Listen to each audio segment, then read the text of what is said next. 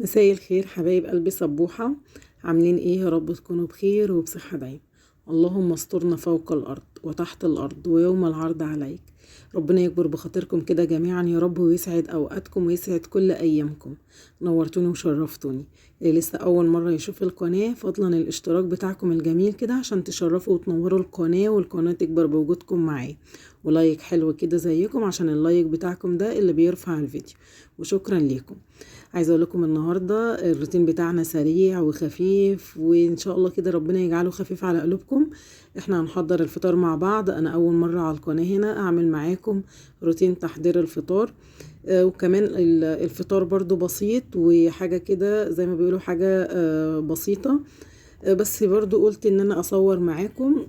كنت مكسله ان انا اعمل الفطار مش عارفة، يعني كنت حاسة كده بكسل، وبعدين قلت هتشجع بيكم واقوم احضر الفطار معاكم.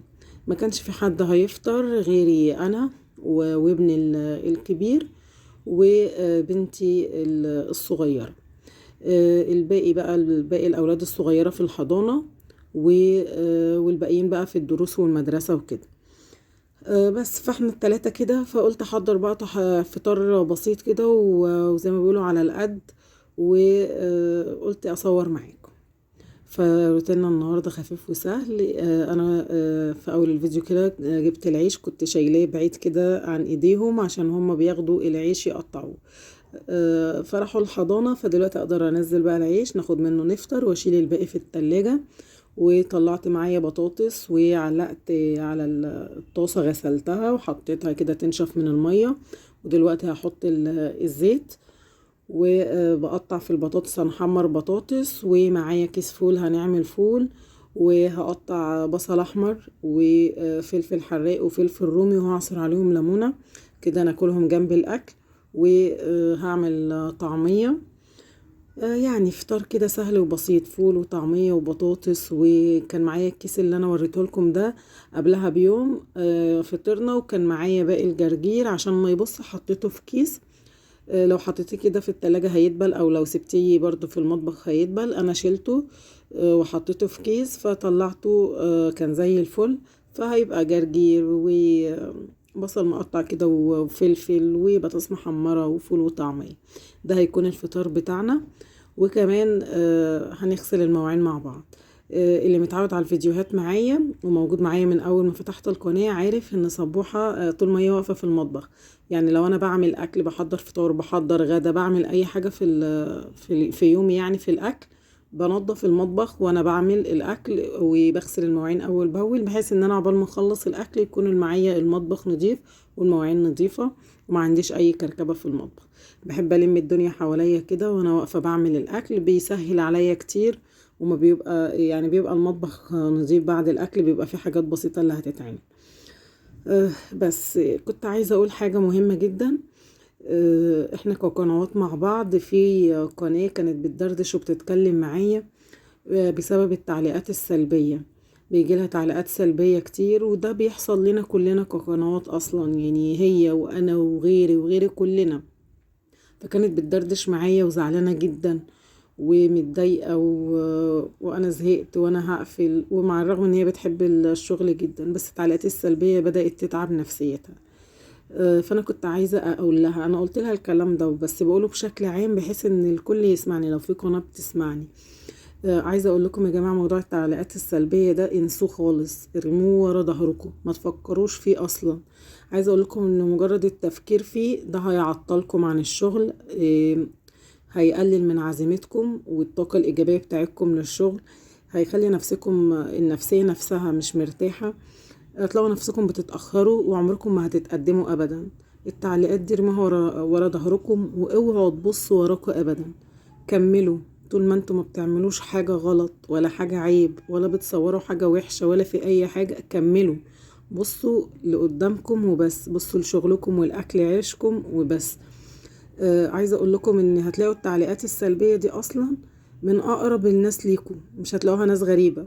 الناس الغريبة سبحان الله تلاقيها بتقرب منكم وبتحبكم بما يرضي الله وفي الله. وهتلاقوا التعليقات السلبية دي من اقرب الناس، لإما من الاهل، لإما الاهل اللي هم الاهل العيلة بشكل عام، لإما المقربين منك وعاملين ايميلات فيك.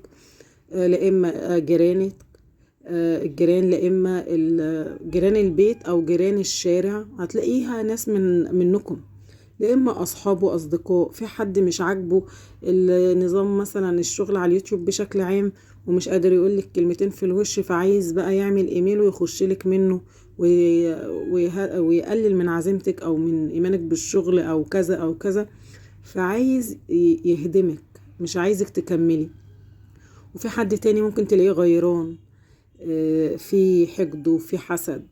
في ناس عايزة تشتغل على اليوتيوب بس عندهم موانع، هم مش قادرين، مش عارفين، مش فاهمين، مش عارفين يبدأوا منين، مش عارفين يعملوا قناة، مش عارفين يشتغلوا. في حد بيقول لهم لا مش هتفتحوا، فكلمتهم ماشية، يعني كلمة حد أقوى منهم ماشية، إن أنا عايزة أفتح قناة، لا فأنت مش هتفتحي، فمش قادرين.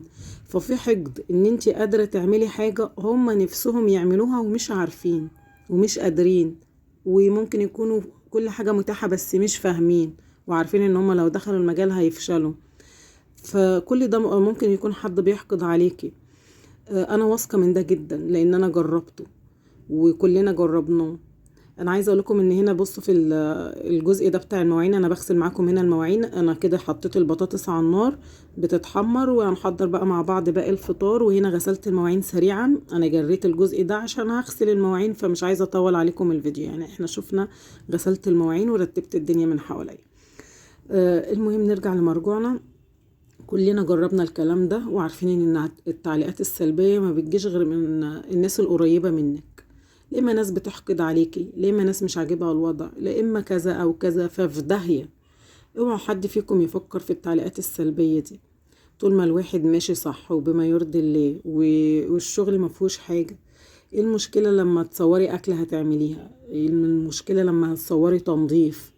كل الناس بتعمل اكل وكل الناس بتنظف، ولكن الاشتراكات اللي بتيجي محبه في الله. حبوا القناة، حبوا الأسلوب بتاعك في الكلام، حبوا الدردشة معاكي، حبوا يعني بص بتبقى محبة في الله. عمر ما قناة كبرت عشان فيها حاجة مميزة، ما الكل بيطبخ والكل بينظف في البيت سواء بقناة أو من غير قناة، بس بتبقى محبة في الله. يمكن ربنا رايدلك أكل عيش من محبتهم ليكي. ناس كتير ما بتبقاش عارفة ان هي تطلع تشتغل بره كوظيفة او كذا او كذا او في محل او في شركة او كده، لان بيبقى معاها عيال، وفي نفس الوقت القعدة وحاطة ايدك على خدك مش هينفع، لان احنا دلوقتي في زمن صعب. ما ينفعش ان الايد لوحدها هتمشي في البيت، ما هو الحاجة غالية وفي ولاد في مدارس وفي عيشة وفي حياة. ففي ناس بتطلع تشتغل عشان خاطر لقمة العيش، ان هي تساعد في مصاريف البيت، سيبوها في حالها. انا معرفش التعليقات السلبية عايزين ايه. انا واحدة من الناس ما بركز في التعليقات السلبية دي، يجي لي تعليق سلبي لا اما بعمل حظر لا اما بعمل ازالة، وما بفكرش فيه اصلا، لان انا ممكن اكون عارفة مين الحد ده، فبنفض فلان او فلانة او المقربين او الصديق او الجار او فلان او حد كده او حد كده. ممكن يكون حد غريب بس بيحقد بشكل عام على اللي حواليه او مش عاجبه الوضع، في داهية. انت مش عاجبك غيرك عاجبه، كل واحد حر، محدش بيتدخل في حياة حد. انا بدردش معاكم يا جماعة، يعني انا قلت ايه كده كده الفيديو خفيف وسهل وفي يعني تحضير فطار، في حاجة سهلة، فانتوا تتفرجوا، واللي حابب يسمع الكلام بتاعي يسمعه. انا بوجهه للقنوات اللي هي بتحط ودنها للتعليقات السلبية. وعايزة اقول برضو ان التعليقات السلبية دي هتلاقوا اصحابها اللي مش عاجبهم الوضع، مع ان مفيش حاجة عيب او حاجة بتتصور وحشة، ده اكل وطبخ وتنظيف، يعني حاجة عادية، الواحد بيطلع بأدبه وباحترامه خلاص.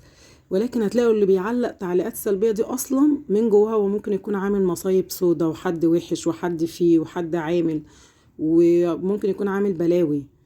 فما تبصوش للشكل من بره، كل واحد بيعامل بضميره وبيتعامل بضميره وبيتعامل مع ربنا، خلاص محدش يفكر في التعليقات السلبية دي.